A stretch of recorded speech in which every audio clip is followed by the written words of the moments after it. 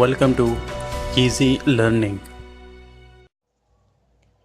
Exercise number 141.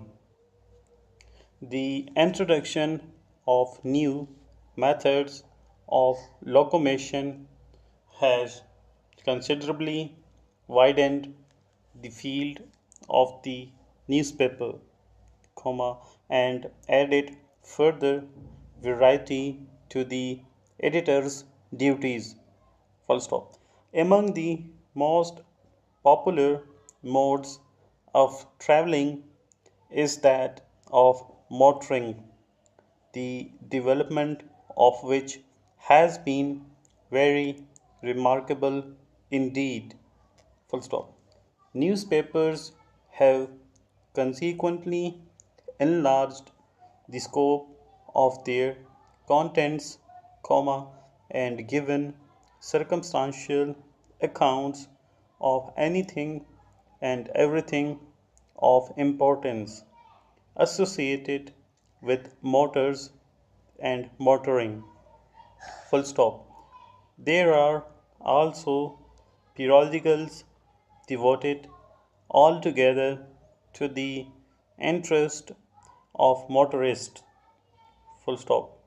Interested parties organize motor shows at which everything in the way of accessories, from incandescent lights, to the most insignificant, but nevertheless necessary, parts are exhibited, each and everyone claiming to have certain distinctive features. Full stop. The multiplicity of motors, both public and private, is a source of danger to the general public, for some motorists are unprincipled enough to be reckless in their driving. Full stop. Such unlawful acts give offense, and cause great alarm and inconvenience to those passing along our streets.